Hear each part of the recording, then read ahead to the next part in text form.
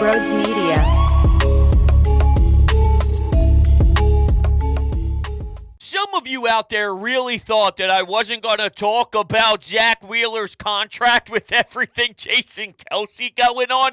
Are you delusional? Of course we're going to talk about this 3-year extension. Of course we're going to talk about the dude who's got the biggest nutsack on the squad, who could take the ball with the game on the line, season on the line, season on the line, Game 7, NLCS, NLDS, Game 5, World Series, Game 7, it doesn't matter. This guy's got the attitude. This guy's got the demeanor, everything. The electricity, the stuff, the power. He'll blow it by you 98, 99 outside paint job to start the first inning. Of course, we'll have our cup of coffee on a Tuesday morning here to rip through the excellence of Dave Dombrowski and Zack Wheeler, because I'm in love, and now we have him for 4 years, this year plus the 3-year extension, and we were debating what would be the best route for the Phillies.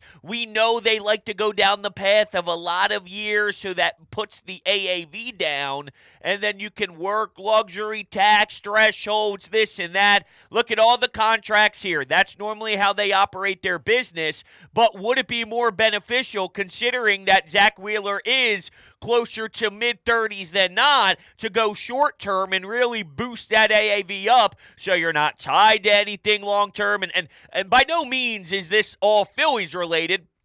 When you read up on how Zack Wheeler wanted to approach this, it seems like this is also the perfect fit for him, where he is comfortable lengthwise. He wasn't saying, hey, I want to pitch for 9, 10 more years. Let's do this thing, right? I want to know that I'm tied down and I'm solidified in a spot and I have 10 years left to throw in the baseball. Doesn't seem like that's sort of his mentality, and this is almost a perfect blend for both sides. Love the fit, love the size of the contract for the Phils, and for Zack Wheeler, he gets a ton of money. He's here with his family. He just had another baby, so for all of it to come together and his family knows that they're staying in Philly, this place is ready to rock. They're making consistent playoff runs. You're the ace of the staff. You're magnificent. I love Zack Wheeler to death. My God, how cool and calm I am when I know it's a Wheeler day. There's nothing like it in life, and you got to think that this might be one of the best contracts ever. Matt Klentak with one of the best contracts ever, signing a free agent. And isn't this so Mets?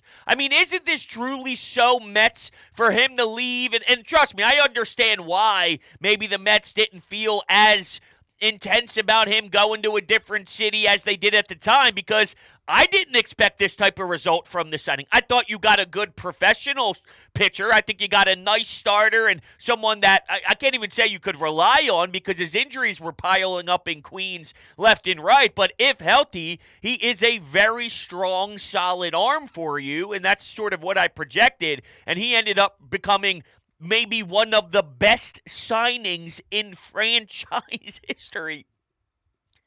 And this is an organization that signed frickin' Bryce Harper. Bryce Harper.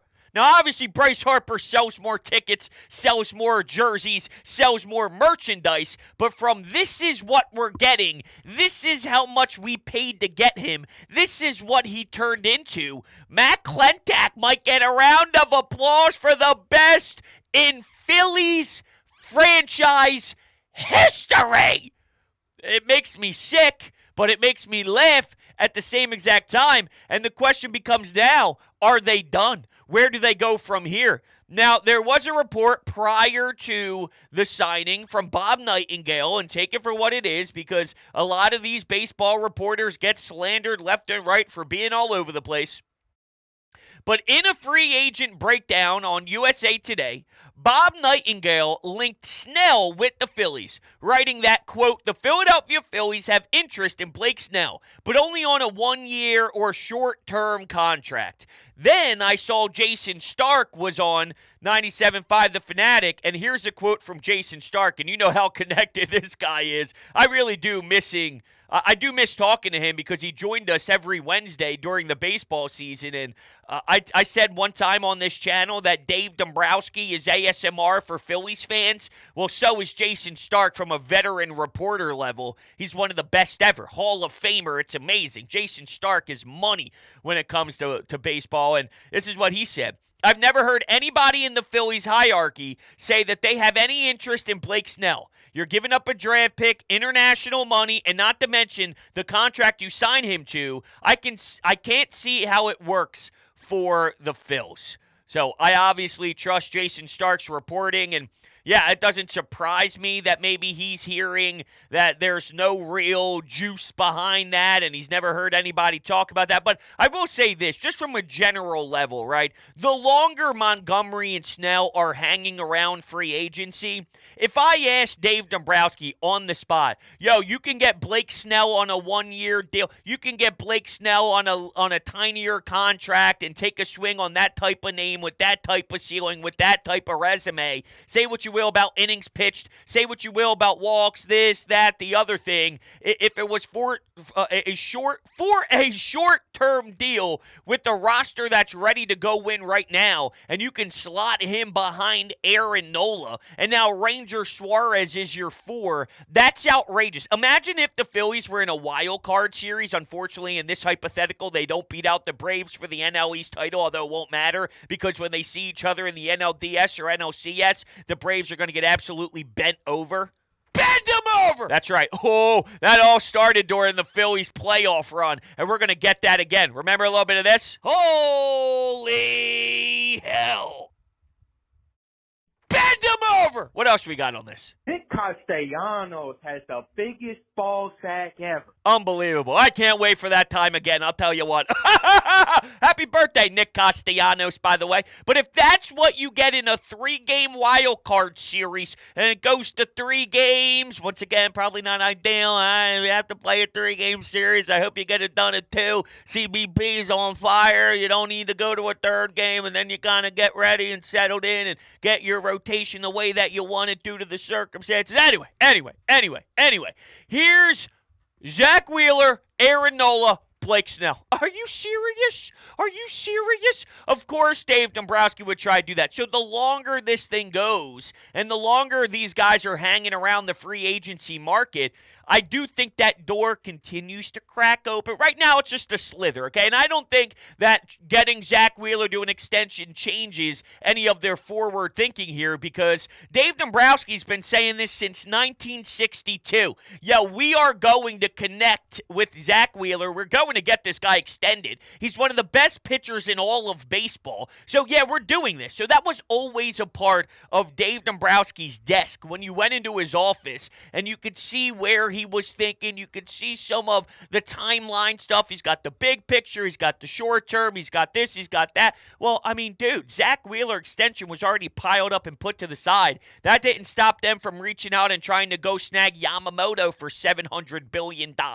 So that is definitely not stopping them. Wheeler's contract extension not stopping them from putting their foot on the gas. And you hear Kyle Schwarber discuss how it's awesome that John Middleton and everyone in that clubhouse knows that he's willing to put his money on the table. He's willing to open up that checkbook, sign guys when they show what they're worth, and when you see that they are a big-time advantage to your team. When you see a matchup and it's Zack Wheeler versus whoever, big-time advantage Philadelphia Phillies. When you do that, John Middleton says, yes, we want you here. We'll get you the big bucks. You'll get paid a fat bag. I ain't worried about it. And there is something to be said about knowing when your ownership feels that way. There's a different sense of urgency when you go to the ballpark every day. He's just as hungry as you are. He takes it just as seriously as all the players do who take the field every day. And there is a motivation factor that occurs when that's the case. And I'm just excited. I'm excited for Zack Wheeler. I'm excited for big playoff moments for him. You can laugh at some of the numbers compared to other starters in this league. His playoff numbers just give you goosebumps. He's disgusting, and he's going to be disgusting for years to come in a Phillies uniform. Yo, Mets. Man, do the Mets suck. What doesn't suck is Broads Media. Very biased thought, but hey, what are you going to do? We are on a mission to continue growing in every way possible here. So if you are enjoying this mess, make sure to subscribe and leave a thumbs up. I want to let you all know that Sports Talk with Broads is also available for you on all podcasting platforms, Apple Podcasts, Spotify, Google Podcasts, and more. So you can leave a 5-star rating and a review. That will go a long way. I can't thank you enough, and I can't wait to read some of the reviews. But we also have something massive here going down, and we are bringing back Coffee with Broads starting opening day, March 28th. You can join the Broads Media memberships here on YouTube for $4.99 a month, and you will have access to Coffee with Broads live streams every Monday and Thursday at 11 a.m. It'll be laid back, super chill, very interactive with you in the chat. And there's also a Broads Media Discord channel that is currently active where we will communicate live when games are going on, talking about the action in real time, and also wrestling. We're breaking down AEW. Darby Allin goes freaking nuts and does a backflip into glass. I mean, it was ridiculous. We talked about it all during the time. And nothing is changing with current pods. It's just an added bonus. So I'm looking forward to starting Coffee with Broads live streams again March 28th. And make sure if you're interested, you grab your membership today down below. He got Max Scherzer money. He got Justin Verlander money. And he deserves every single penny of it. Every penny of it. He's up there. His name might not be as flashy because it's not. It's not. For whatever reason, it doesn't have that same sex appeal. Doesn't matter, though. I don't give a damn about sex appeal. Give me what Zack Wheeler gives me in game 1 of any series. Give me what Zack Wheeler gives me in any big postseason spot. Doesn't need to be. And sexy to me. All right, so I don't care. It's sexy to me. So whatever. You know what I'm saying? Everyone's got their personal preference. My personal preference is Zack Wheeler getting the ball. My personal preference is that slider. My personal preference is when he mixes in that Uncle Charlie as Ben Davis would throw on the broadcast. He's a big Uncle Charlie guy. When you see a 12-6 curveball drop from the belt all the way down to the dirt and someone's trying to take a big, fat, massive hack at it and swings and looks like a complete idiot when he's walking back to the dugout. And here's 45,000 red rally towels going, screaming all at once. Holy hell. Bend him over. Holy hell. Bend him over. Holy hell. Bend him over. Nick Castellanos has the biggest ball sack ever. Unreal. Just unreal. Can't wait to be back, fellas. Let's take some phone calls on the news that Zack Wheeler has signed a 3-year extension worth $126 million. All right, let's do it. Hey, Broads, Rowdy Syracuse here. Wheels up. That's a big extension. That also kind of tells me I don't think Snell's going to be heading to Philly, but that's okay. I mean, that keeps 2 big, crucial pieces in Nola and Wheeler together for at least the next 3 years. And I mean, I think right now is the time. I mean, it's right now, maybe next year, the year after, but these next 3 years are crucial. We've got to go get a title. Got to happen. Best wishes. I appreciate the phone call. Dude, yeah, no doubt. It is World Series mode. And I was actually thinking about this the other day, that it's crazy to have this level of expectations, reasonably so. We're not out of pocket to have this strong feeling that they can go do this thing. But it feels very similar to how it was with Ryan Howard, Chase Utley, Jimmy Rollins. That team was special. That team was dominant. That team had something about them that rubbed you the right way. All right, too many times in this damn city, something rubs us the wrong way. This was a good rub. You're feeling the good rub. You're feeling something sensational, and you're enjoying it. And that's what we're getting right now out of this crew. That, dude, when those moments come around, and it's so funny and bizarre because with Aaron Nola and with Rhys Hoskins, who I think in this clubhouse would be a perfect fit still, I mean, it was the complete opposite. It was no matter what, August rolls around and you are screwed. August comes around and you fail. You wet yourself. There's urination everywhere. It's very unfortunate, but they were going to go through a 20-game window and go 4-16, and they're going to miss the playoffs, and they're not going to get in, and now we're going to be looking at a big series against the Miami Marlins in September. That is massive to win 2 out of 3. You win the first game, think you set yourself up. You lose game 2. Now our sphincters are all tight. And then you fall game 3 by a score of 2-1, and your offense shit the bed when your pitching actually showed up. Or Aaron Nola gets crushed in the second inning, allows 6 earned runs. You got to pull them.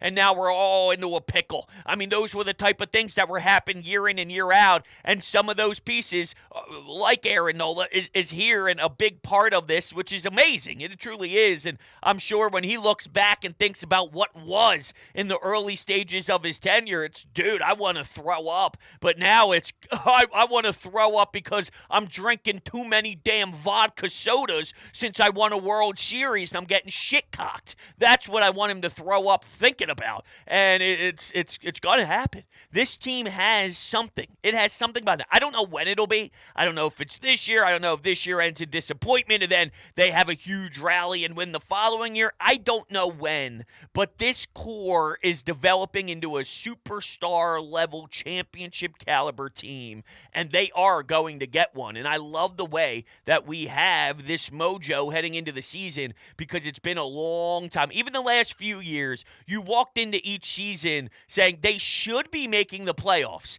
They should be making the playoffs, and here's the opportunity to go win a championship and prove that you're a real threat. And that's a totally different vibe, no? Hey, you should make the playoffs. Hey, I hope you get a wild card spot if you don't beat the Atlanta Braves out. That's sort of how our thought process went. And now it's you better go win a championship. And it's right to have this way, by the way. The right to have this way of thinking and to approach the season. But I'm right there with you. I was thinking about it not too long ago that this team's ready. This team's ready. They've been together for a while. They've already proved they can win with the big moments. They already proved if they need a huge clutch at-bat that the stars do show up. Unfortunately, the one time that's going to stick in the back of my mind is Rojas in the 4th with bases loaded. And on 4 pitches, this dude striking out, swinging at something that looked like Nick Castellanos. It was 5 feet off the plate. It wasn't close, and he's hacking away. He looked so overwhelmed, so overmatched, and not even dialed in enough where he understood what he was seeing out of the hands. I mean, that's how bad the AB was.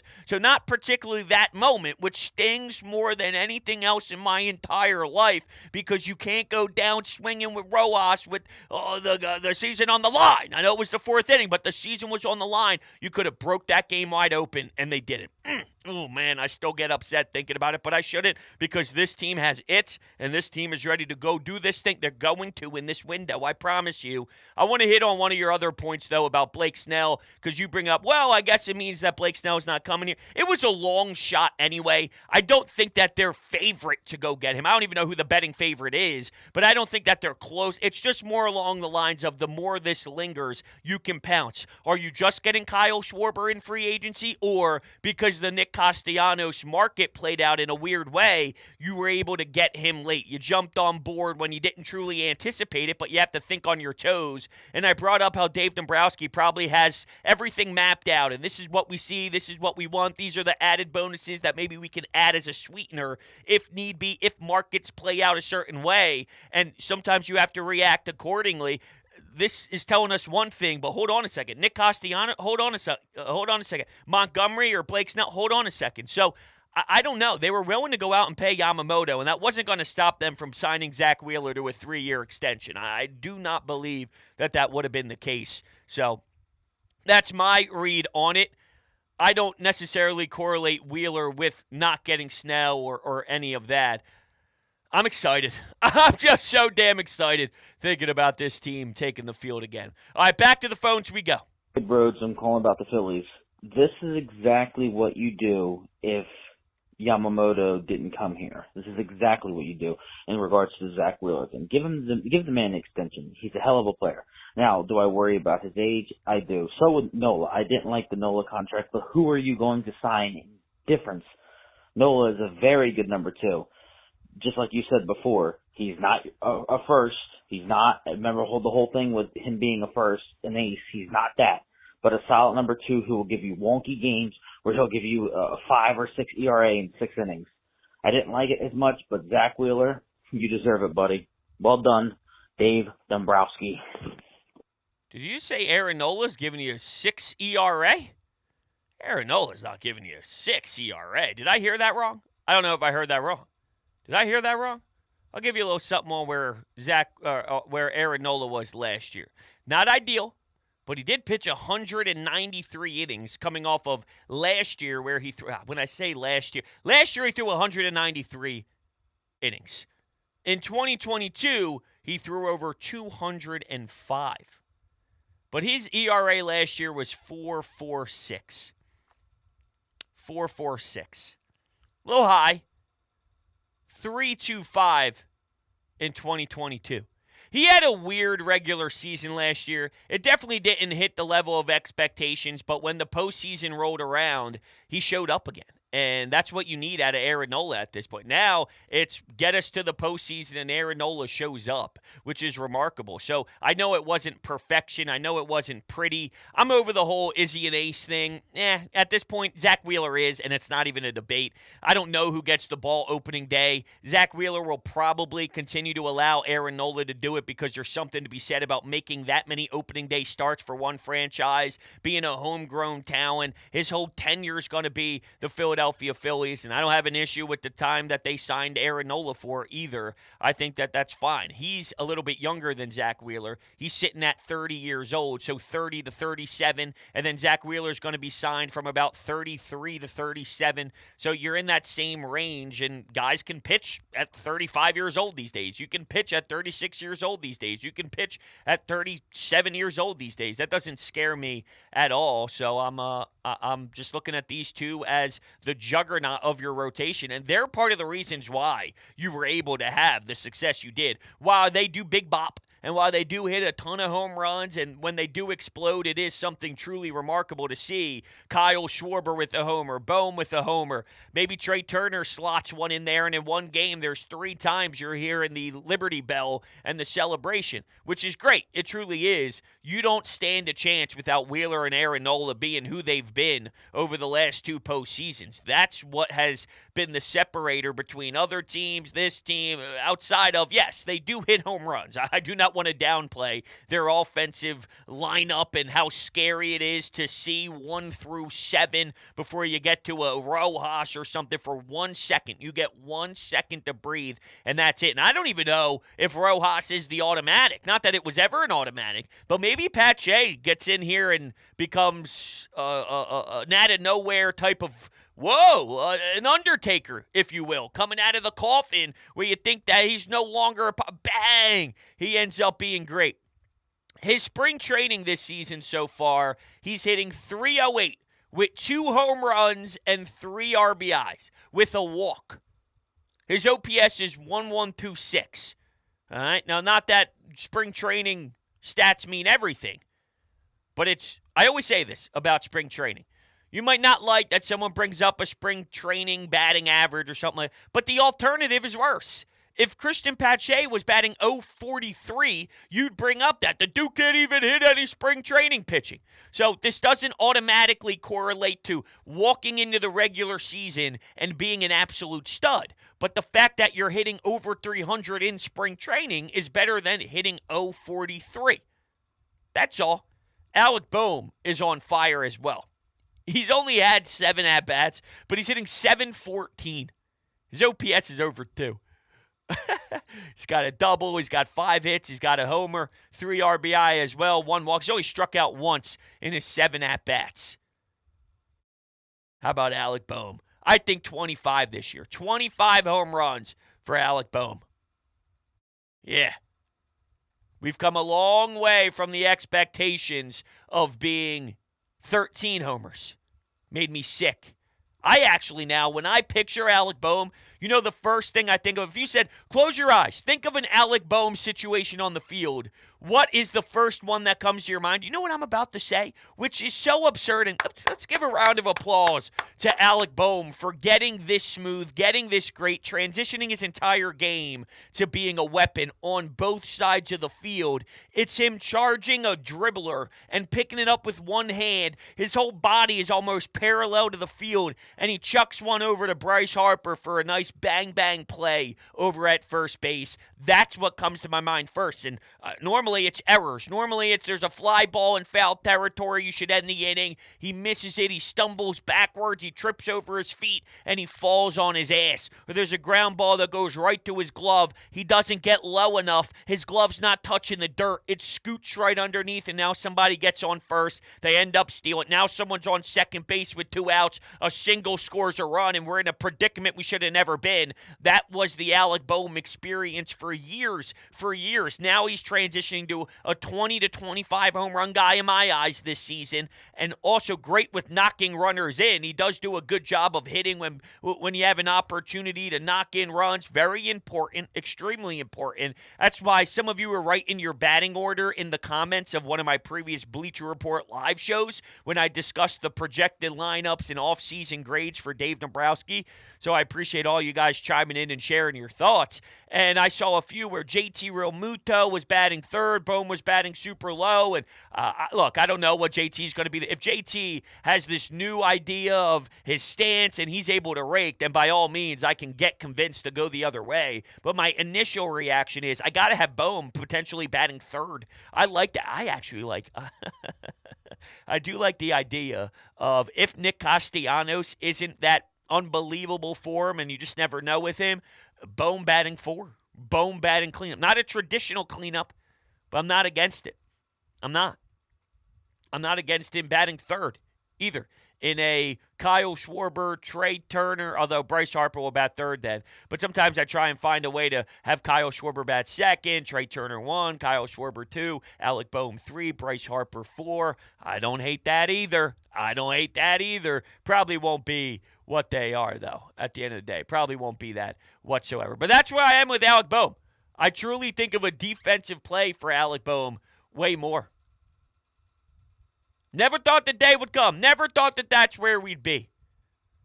Never thought we'd be here, though, with one of the most losing franchises in baseball, where I feel this confident about them being spectacular. And it just feels that much sweeter when you know the Mets screwed up by allowing Zack Wheeler to go the other way because they didn't trust him anymore. Silly. Hey, your guy Kyle Schwarber is hitting a fat 100 with 6 strikeouts in spring training. No homers. No doubles, no triples, in case you were wondering. 10 at-bats, 1 hit so far for your boy Kyle Schwarber. My leadoff guy, though. There's no one else I'd rather see leading off than that guy. All right, everybody, I appreciate you. Love you guys to death. Good signing for Dave. Good signing for Zach. Good signing for us, the people, who get to enjoy this for a couple more years. All right, everybody, I love you guys to death, and we'll be talking very, very soon.